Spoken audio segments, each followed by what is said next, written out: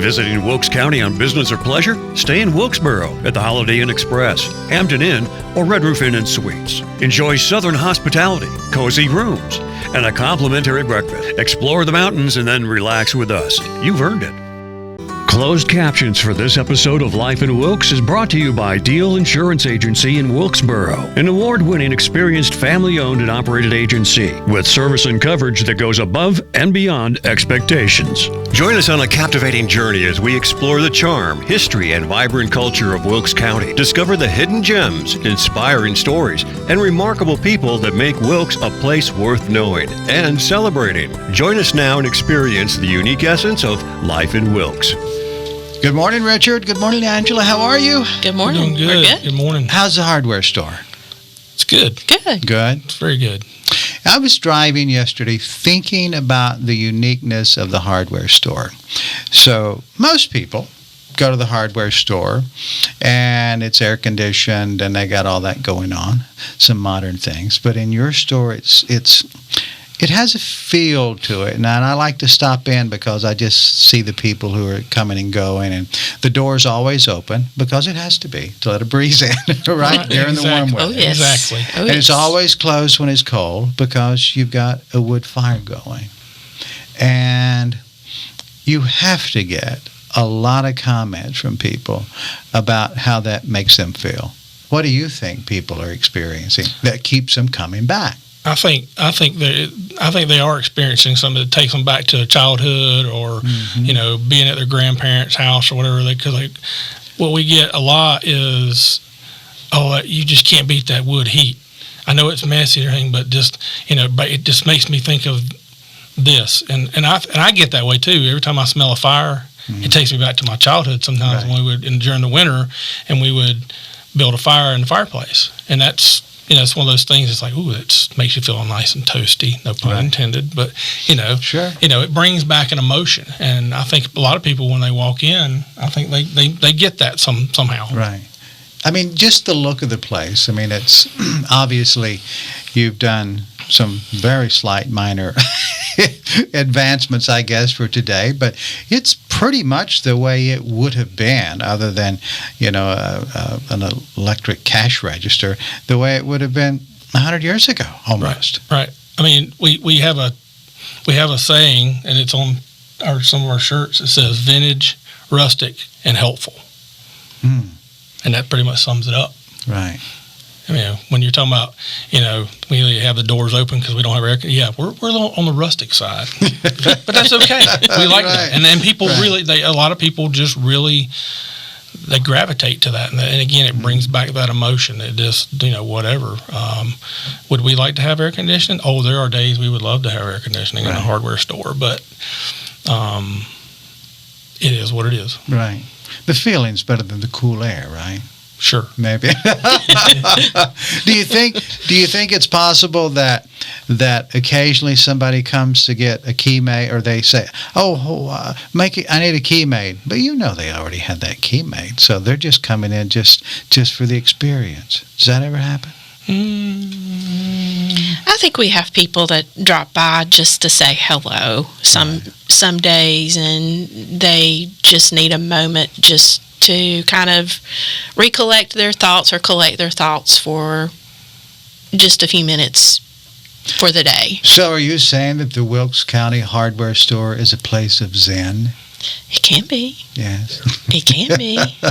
A little therapeutic value, right? That's right. I love that.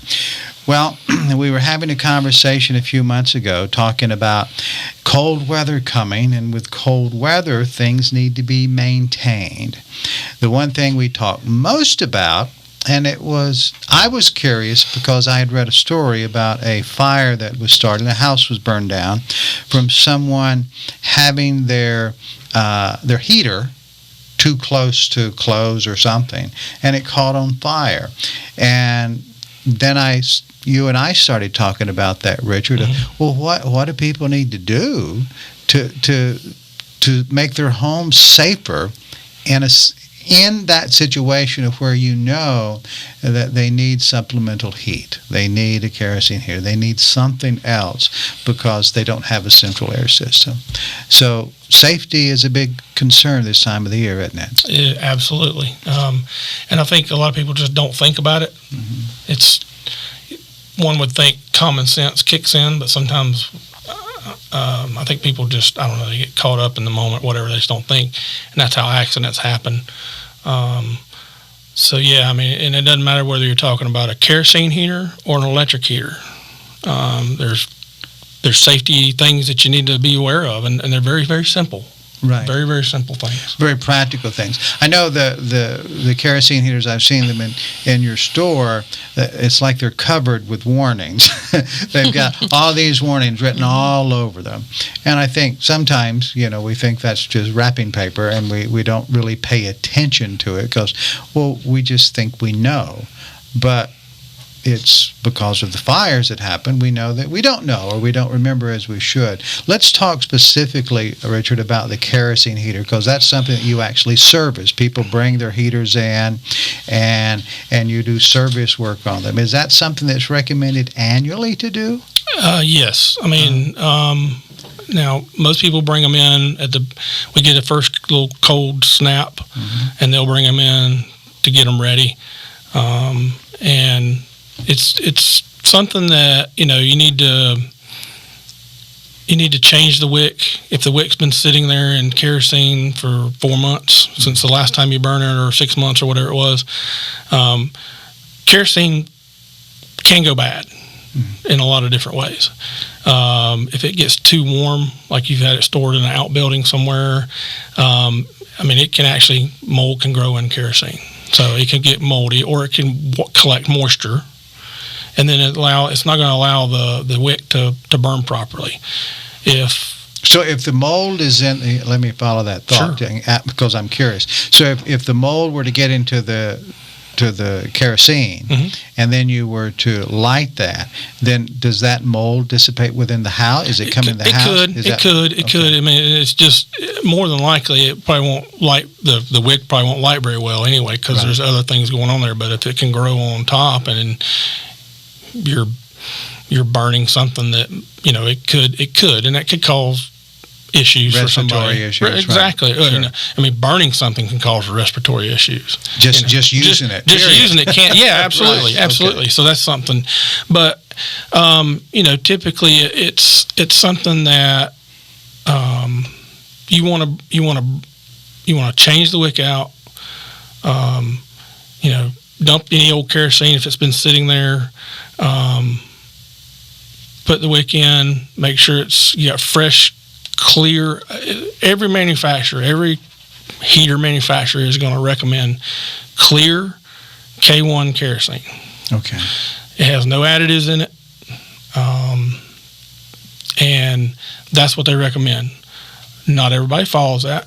That's okay too. Well, what are the common things that people use instead of clear kerosene? They use kerosene that's red. The red. It's got a dye in it, and that is it. So there's an additive in there. So there's something else that's going to burn off and can cause a little more smoking or whatever, and it's a little harder on the wick. Maybe harder on the lungs? Can be. Right. I mean, if somebody has a respiratory issue, and from what I understand of the profile, a lot of people that have kerosene in their home to keep them warm, a lot of them are more elderly community. They could be. Yeah, they are. They typically are. So, not everybody, like, you can't get clear K1 anywhere, just everywhere. There's a few places around here that you can go. Most people get, a local company or whatever, oil company or whatever, and they have the red, which, like I say, if that's what you've got, use it. But just understand that it may smoke a little bit more. It can cause a little more odor. It can shorten the life of the wick. So, these are all things. It's not like, it's going to blow up on you or anything, but here's things that can happen, but it is recommended. Keeping it clean's better. Yeah. Yeah, All right. keeping That's it fair. clean. Let's talk about ventilation, because that's a tricky one, especially when it's cold or when you're in an environment that's real tight. So if somebody has a real small home and the specifications say that, well, this needs to be so many feet away from the wall and away from clothes, away from everything in the center of the room. Well, what happens when their place just isn't that big? It can get a little tricky or dicey sometimes, I'm sure. It's basically you have two types of kerosene heaters. You have a round one, and you have a square one. The round one's going to heat 360 degrees. Okay, so it's going to keep emitting heat and warm air and things all the way around it. The square ones only are pushing it one way. Right. So if you had a round one and you had it pushed in the middle of the room, that way the whole room could, right?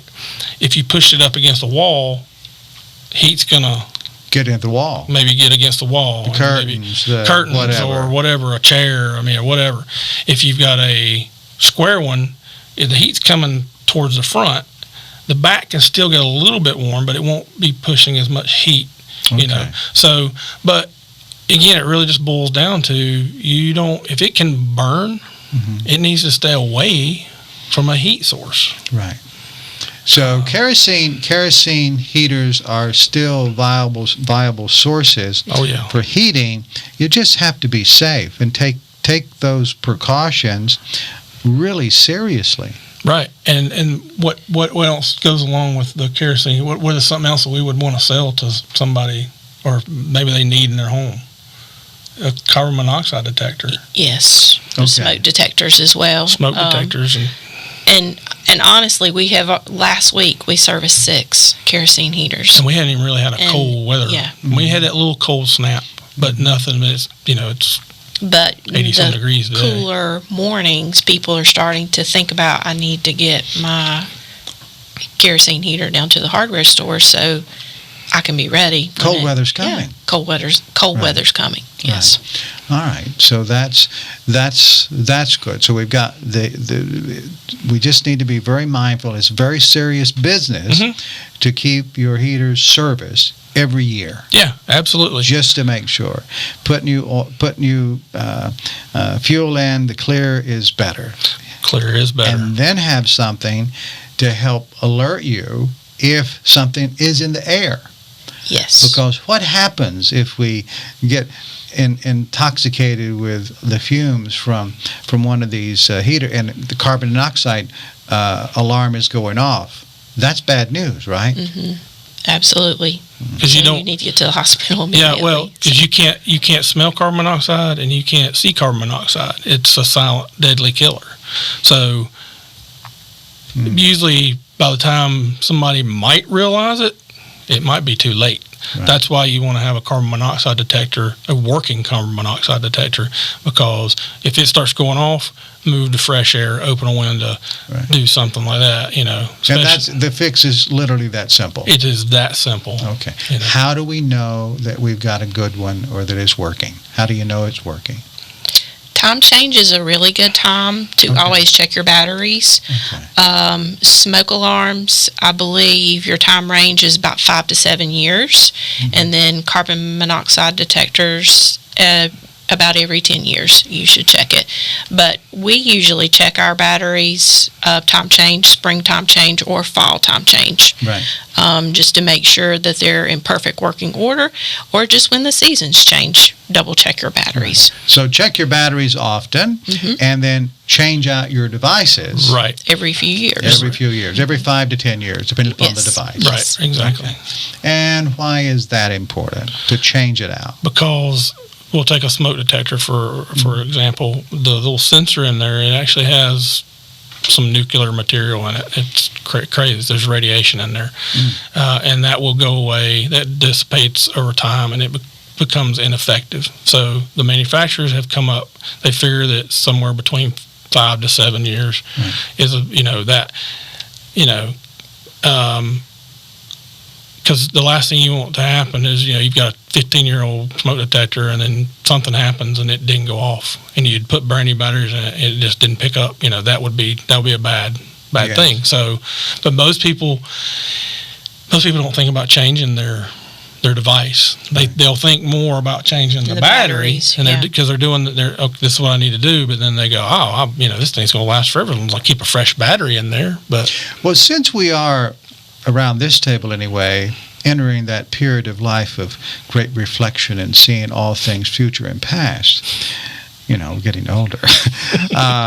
Time goes by so fast. Absolutely. Right? So, 5 years, it's just a blink and it's done. Yeah. Right? I mean, how long have you had the store?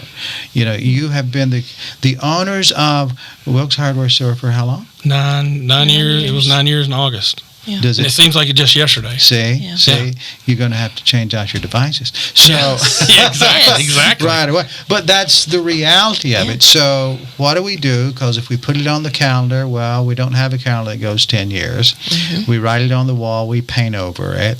I guess when it starts changing colors, that's the time. But maybe just putting it, you got to do something, though. We got to remind ourselves some way. What are the tricks that we can use? One easy one, because just about everybody's going to have a smartphone, probably. Right. Put it on your calendar on your smartphone. Right. And set an event for 5 years down the road. Check it. And it'll go off. Hopefully. Right. That's a simple one. That's what. And write it on your calendar. Do something. Well, look, if in doubt, get a new one. Yeah.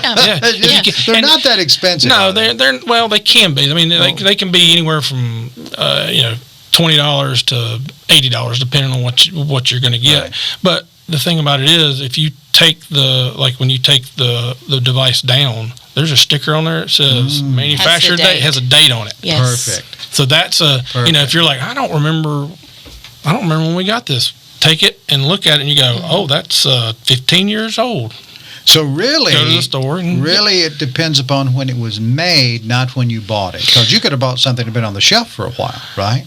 Possibly, but typically, from what I've seen, they don't sit on the shelves for years before somebody buys them. That's because you are very good salespeople. People come. I would like to think that. Well, they come to the store, they get relaxed, and then the other big stores, they're just swiping things out, putting more stuff in here. So it doesn't have a chance to. But I think the fail-safe is that if you look at the manufacturer's date on the back of the device, that's good. And you got to take it down to change the batteries. Right. True. Right? Yes. And that's where the date is. Right. Oh, we've solved a puzzle. Okay.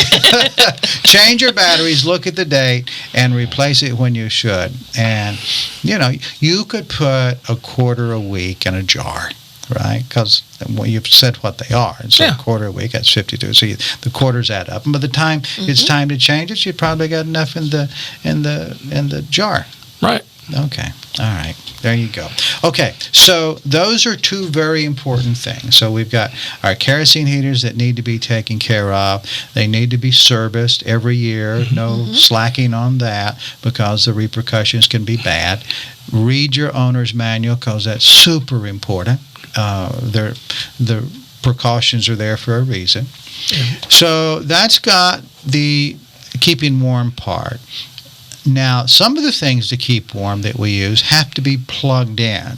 And there's a very common problem that people make because they just do.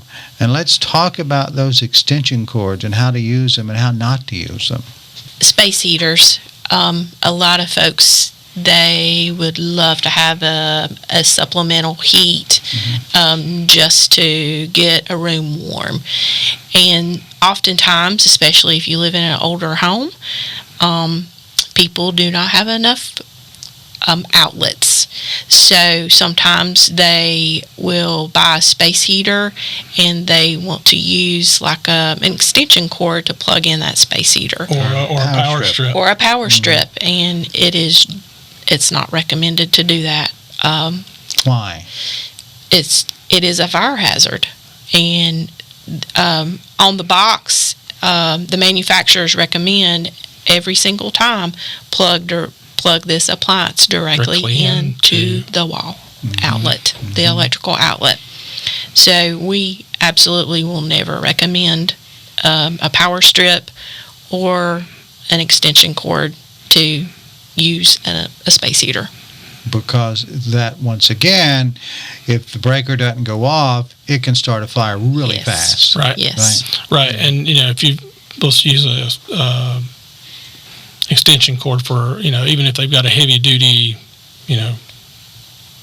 extension cord, it can actually get warm because it can't handle the what's going through it. Right. And if you've got it plugged in, to a power strip is all it is, just an extension of an outlet. And the opportunity to plug even more things into it. Exactly. Absolutely They'll go, so they're Yeah. plugging all this stuff in there. So now they're just overloading that, and then that So that, I've seen videos and pictures and things that where the power strip is just melted. And luckily they may have caught it before it got to the whole house or whatever. But every manufacturer is going to say plug directly into a wall. And the reason for the problem is very practical, because this is likely not an issue in a commercial establishment with all their plug-ins and power capacity up to code, but in an older home, Exactly. what would have been up to code 40 years ago, I would imagine if you plug the same things in you did plug 40 years ago, you're fine. But that's not what's happening, right? No, we've got so many more things, and it's just like, it's sort of like the scene from one of my favorite Christmas movies, where he's putting all the lights on the house, and he's got a stack of plugs like this on top of each other, plugged in there. Right. There's no way in the world that would actually. I don't think you could ever try to do that, because you would burn the house down. Right. That's an extreme. It's funny, we laugh about it, but it could be a serious problem. Plugging in on top of something, plugging in, because more is better. Right. No, it can actually get you in trouble. Right. Well, I think their breakers worked in that instance with that house, in that show. So, that movie, right? Yeah, exactly. But it could not have. Right. So there's a degree of reality into all fantasy things we see on TV, because somebody's doing something similar. Right. Exactly. Exactly. So if you don't have the power source, then that might be something you wait till you got an electrician in the family to do the work. Right. Exactly. True. All right. Wow. So those are some big things that from a safety standpoint of our homes are really important. Absolutely. And to not take it serious would be something that could lead to something really sad happening. Absolutely. And the statistics on that are pretty darn significant. So losing a home, or just catching your home on fire because of something we overlooked. And I do think it's mostly overlooked. Yeah, exactly. Nobody intentionally is doing it. I think they just don't know, or I don't think somebody goes, you know what, I don't care if I plug this in, if something bad happens. No, I don't think that's what they're doing. I think they're plugging it in or using that kerosene heater and not thinking. Right. And it's cold. They're trying to stay warm. I want to be warm. And then they go, and then they don't think about it until something might happen, and maybe they catch it sooner than later. So. Right. So what are things we can, let's talk about some practical things we can do. There's a lot of things that we need to deal with this time of the year, but I think we're leaning toward our safety conversation today. What can we do? Maybe a good thing to do, because you have people come to see you all the time. But if you've got somebody in your family that has a kerosene heater, or has any of these things we've talked about, or use plug-ins more aggressively, the power strips more aggressively than maybe might be safe, what can we do? Maybe go visit with those family members and just check on them and remind them, hey, we need to check and make sure everything is safe here. Oh yeah. And if you're there and you touch a drop cord and it's warm, Well, that's a problem immediately identified. Absolutely. Right. And it's very simple to fix. First, you'd probably unplug it. Then you might go, okay, let's put a dedicated circuit in. Right. And that's, that does require an electrician, but people might think, well, that's going to be expensive, but it's a lot less expensive than not having somewhere to live. Not having somewhere to live, or losing most of your stuff, or including your relatives. Exactly. That's a big thing. I mean, so if somebody, like you said, if you have family members and they live, maybe this is how they're heating their house or whatever, go and just sort of do like a little walkthrough or something, and just check some common things and go, okay, we can do this better. We can do this better and safer. Right. And achieve the same goal. Right. I know the fire departments tend to be able to offer a little support from that side as well. You can take things down, and they'll take a look at them. And absolutely, that support system is there. And the thing about being in a community of where so many people know each other and care about each other, I think this would be an easy thing for us to do in Wilkes, just to let folks know that we care about them, and go check out our relatives and make sure everything's safe. Is that a good idea? I think it's a great idea. Yeah. And if they need help, then they stop by Wilkes Hardware store, and you guys will show them the things that they need. And if it's not busy, maybe you could go with them and put no, you can't do that. Well, and you touched on one thing with the fire department. Right. A lot of times they